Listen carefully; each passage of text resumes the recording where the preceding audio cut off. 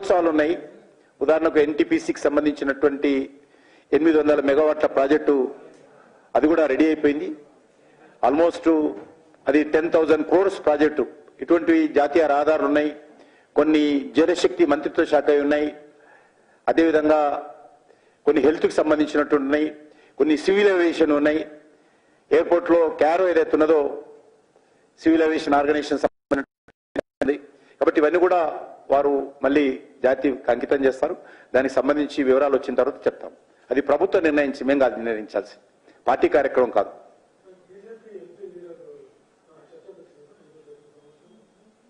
అది పార్టీలో చర్చించాల్సిన అంశం కదా. ఎమ్మెల్యేలు అందరూ సపరేట్ విడిగా కూర్చొని వాళ్ళు చర్చించుకొని నిర్ణయించుకుంటారు.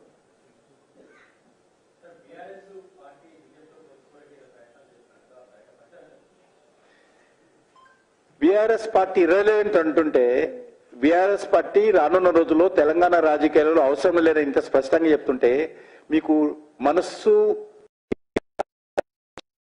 వాళ్ళు అనొచ్చు, దేశంలో సమాజం నేను ఇంత స్పష్టంగా ప్రెస్ కాన్ఫరెన్స్ చెప్పి తెలంగాణ రాజకీయాలలో బీఆర్ఎస్ ఆవశ్యకత లేదు అని ఇంత స్పష్టంగా చెప్పినాక కూడా మీకు ఏ రకంగా మనసు అరిచింది నన్ను అడగడానికి?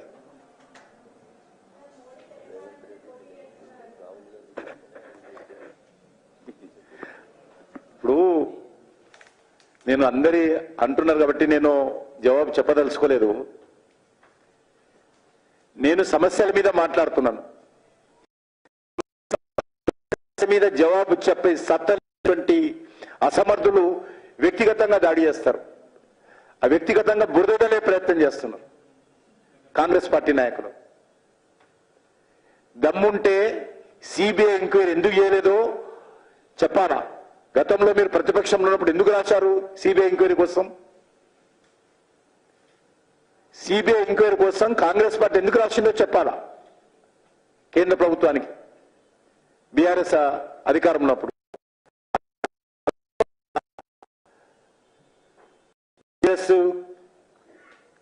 బీజేపీ ఒకటే, ఎక్కడ ఒకటి, ఎవరొకటి, ఎవరి చరిత్ర ఏంటి? చర్చకొస్తారా కాంగ్రెస్ పార్టీ? ఎవరికి చర్చ ఏందో? ఎవరు ఎప్పుడైనా కలిశారా? మేము బీఆర్ఎస్ తో కానీ, టీఆర్ఎస్ తో కానీ, కేసీఆర్ తోటి కానీ మీరు కలిశారు. మీ పార్టీ చరిత్ర, కలిసి అధికారంలో ఉన్నారు, కలిసి కాపురాలు చేశారు. కాబట్టి సమస్యల మీద మాట్లాడకుండా వ్యక్తిత్వాల మీద, వ్యక్తుల మీద దాడులు చేసి భయపెట్టించాలనుకుంటే భారతీయ జనతా పార్టీ ఇలాంటి తాటాకు చక్కులకు భయపడేటువంటి పార్టీ కాదు, ఇలాంటి చెప్పులు భయపడేటువంటి ప్రభుత్వం కాదు. ప్రభుత్వం మీ పార్టీ ప్రెసిడెంటే భారతీయ జనతా పార్టీ దాటికి తట్టుకోలేక రాహుల్ గాంధీ గారు కాంగ్రెస్ పార్టీ అధ్యక్షునికి రాజీనామా చేసి విదేశాలకు పరిగెత్తారు. మీరెంత అని అడుగుతా ఉన్నాను. రాహుల్ గాంధీ పార్టీ నడపలేను మహాప్రభు, ఈ బీజేపీని నేను తట్టుకోలేను, నాతోటి చేత కాదు అని చెప్పి కాంగ్రెస్ పార్టీ అధ్యక్ష పదవికి రాజీనామా చేసి విదేశాలకు పరిగెత్తినటువంటి చరిత్ర మీది. మమ్మల్ని విమర్శిస్తే భయపడతామా?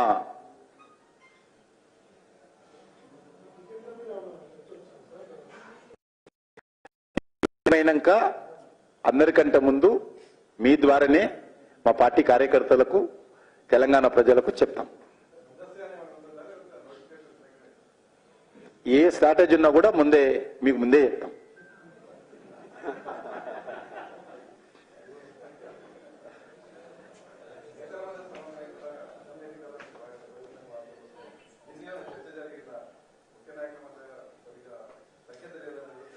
చర్చ అన్ని విషయాలు మా ఇంట్లో, ఇప్పుడు మీరు అన్నదమ్ములు ఏదైనా చర్చించుకుంటే బయట చెప్తామను. మీ ఇంట్లో ఏదైనా చర్చించుకున్నాం అనుకో, మా అన్నదమ్ములు ఇది మాట్లాడుకున్నాము అని బయట చెప్తామా? చెప్పు. అది కూడా మా పార్టీ అంతా, మా కుటుంబం, ఇది ఫ్యామిలీ, ఇది ఒక big family. Bharatiya Janata Party is a big family. చిన్న చిన్న మనస్పర్ధలు ఉన్నా కూడా మేము ఈరోజు మా ముందున్నటువంటి లక్ష్యం ఒకటే. ఈరోజు నరేంద్ర మోడీ గారు ప్రధానమంత్రి కాబోతున్నారు. ఆ ప్రధానమంత్రి కాబోయే దాంట్లో మెజార్టీ తెలంగాణ ప్రజల భాగస్వామ్యం ఏ రకంగా చేయాలనేదే మాకు ఉన్నటువంటి ఏకైక లక్ష్యం.